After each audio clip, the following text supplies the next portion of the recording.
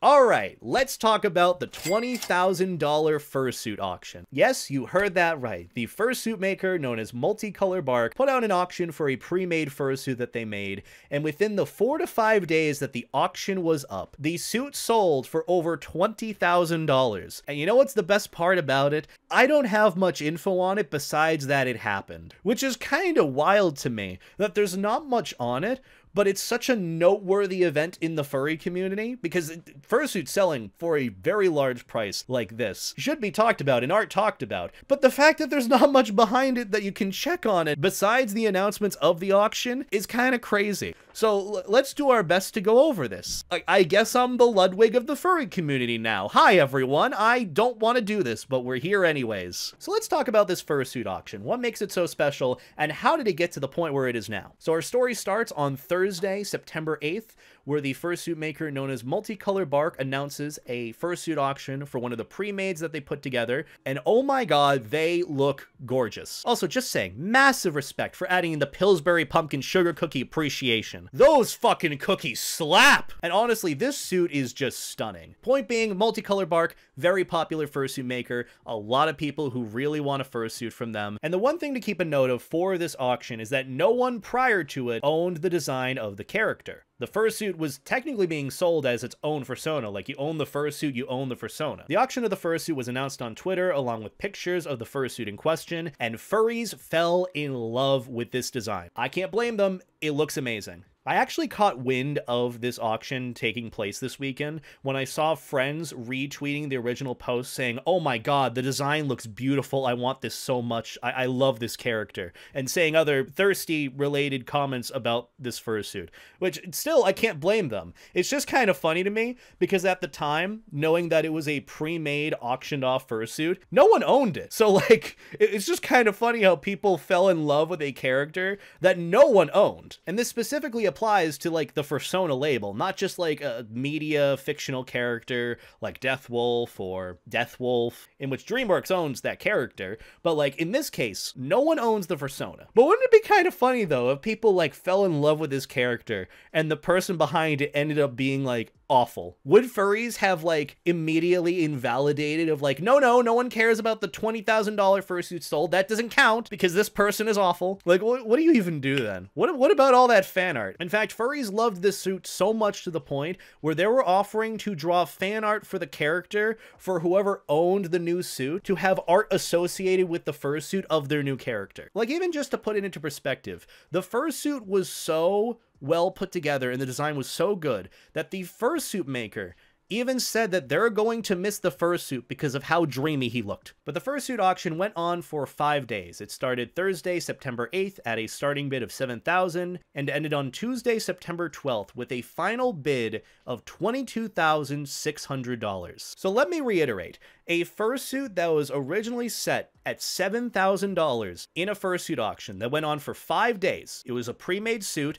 a partial nonetheless, so at the very least you're getting the fursuit head and the paws. Within those 5 days, tripled in value. And this is a very big milestone for the furry fandom, especially for fursuit makers and many different freelance artists in the community as well. For those that own a small business, or for those that value their time or resources or their products at a certain amount. Which, by the way, big congratulations to MultiColorBark for this successful auction. They absolutely deserve it. The fact that the furry community at large managed to set the value of it to well over $22,000, just for a partial nonetheless, is insane. So all the intricacies aside, this auction just kind of goes to show that fursuits are worth a lot more than we may initially think. Like, even I'm still so used to fursuits being worth like $3,000, $4,000 from back when I got mine like many years ago. The reality of things is that fursuits are going to be worth a lot more, and they're going to keep going up in price, especially with how, the economy goes and inflation, not the good kind of inflation. The price of living goes up, other things go up that you need to survive,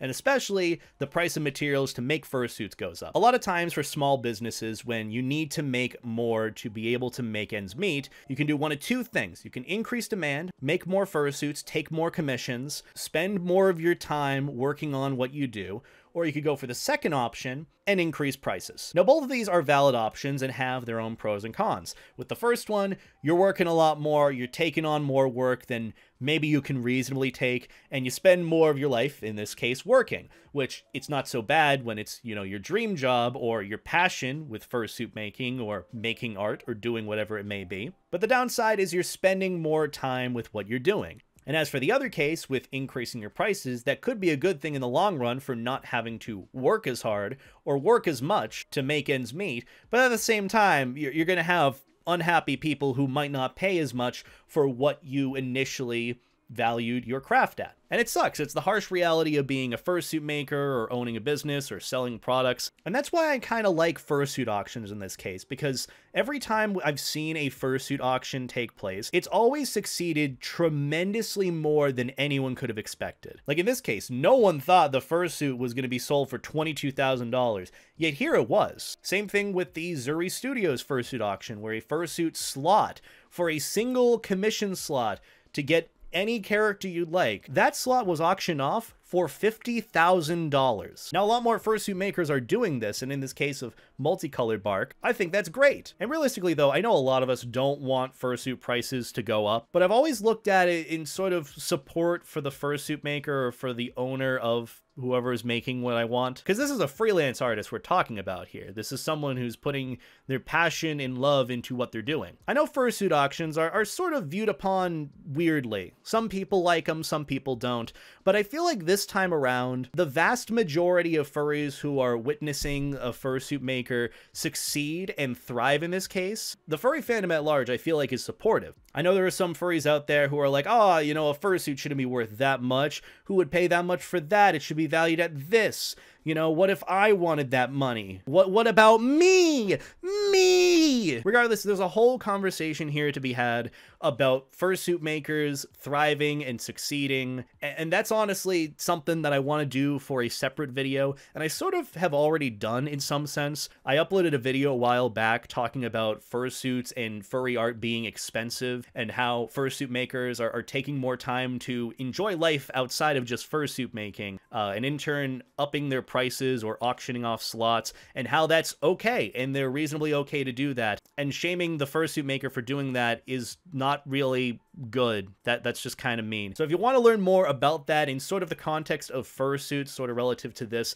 be sure to go and check out that video. It'll be linked below. Which this kind of shows, like, take into consideration that, like, fursuit makers are people behind it with, like, their own things that they're dealing with, and they need money too. So, which honestly, MultiColorBark, you should be celebrating this. Have a good fucking month. Please do. I'm still rooting for you. But regardless, this is just something neat that I wanted to cover today and sort of talk about how momentous of an occasion this is. Because it's not every day that you see a fursuit sold for this price and you see a fursuit maker thriving. But either way, let me know your thoughts on all this in the comments below. I don't know if I'm going to be doing something like this in the future, but this is just a neat little thing that I wanted to discuss and give some more details on. So there's that. But yeah, that is about going to do it for me. Thank you all for watching. Have a wonderful night. And as always, stay life jacket, guys. Take care.